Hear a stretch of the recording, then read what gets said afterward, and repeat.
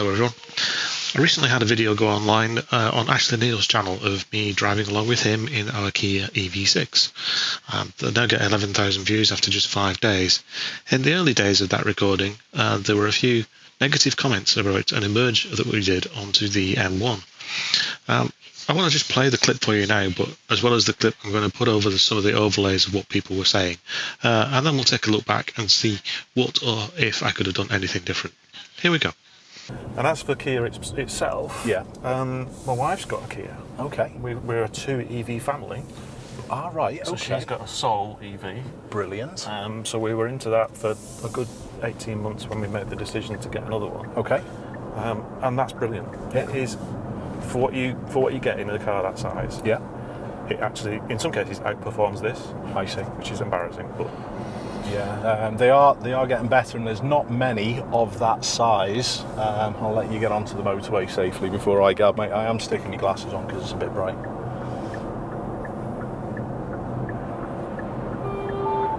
Yeah, I know. Don't think the Guardian van helped him out there much, did he? Not at all. No, you did. He was doing everything he could to help there. He did. You did brilliantly, and so did the driver of Malcolm Logistics. So a big shout out to them. There's enough of my subs who will and viewers who will get on the internet to lambast someone. So if you know anyone at Malcolm Logistics, give them a pat on the back. Nice work, mate. Well done. Cool. So there we are. We had the clip in full. Now I want to take a more in-depth look at what could have been done, if anything, to improve it, with a bit of Ashley's analysis, or should we say in this case, Simon's analysis.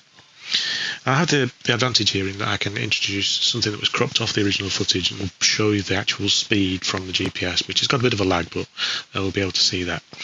So here we are going onto the slip road, following on this little red car, and at this point here, nothing is untoward. This looks like a normal emerge. I've got options available, but I can't see around the bend at this point, and all is looking good. So let's roll it forward a little bit further and see how things progress. When we get to this point here, I've got a decision point.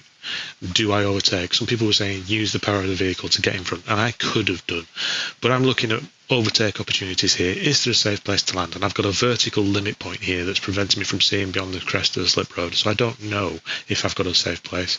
And the red car is running close to the white line, so have they seen me? Will they see me? Are they just going to wander over the white line? So I think at this point an overtake is probably too risky.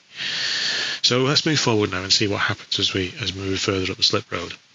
Speed is not increasing. We have got to this point here where we're almost all the way up to the top of the slip road and we're only doing 36 miles an hour, and at this point I realise I've got to deal with a slow emerge onto a fairly busy M1 motorway. I've got good distance to the car in front, I've got a good distance to the lorry to the rear, so the risk is coming from the vehicles that are on the main carriageway, and at this point here, as I look over my shoulder, I can now see the lorry that's approaching in lane 1, and I need to plan accordingly as to what I'm going to do. So my plan will be to move in behind that lorry. I can't accelerate and close the gap on red because that's increasing risk there, and as we'll see a bit later on, there still wouldn't have been the room if I'd done that. So signal on, continuing to watch over my shoulder to see what their reaction is. That lorry has now signalled as well, trying to move out and make me some space, but I'm not going to rely on that fact. I'm going to start reducing my speed down. So I'm down to 36, key 35, bringing the speed down so that I will merge in behind them. Now if we look here, we're at 35 miles an hour, we're not yet approaching the threshold. Lorry is still to our offside, so there's going to be a space for us to move in behind.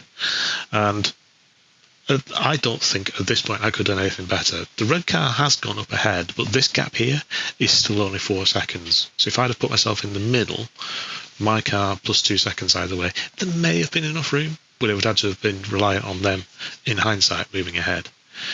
Some people said I should have moved in behind the lorry, and we can clearly see here as I cross the threshold at 36 miles an hour, not only is the logistics lorry ahead of my bonnet, but I'm at such a reduced speed that he's going to be able to move back in, and the 2 vehicles that were either side of the lorry have been unimpacted by his move out into lane 2. Now black does move out into lane 3 at this point, but then continues to remain there for reasons known only to them. Just like to point out as well that as we do this, I've now made the space.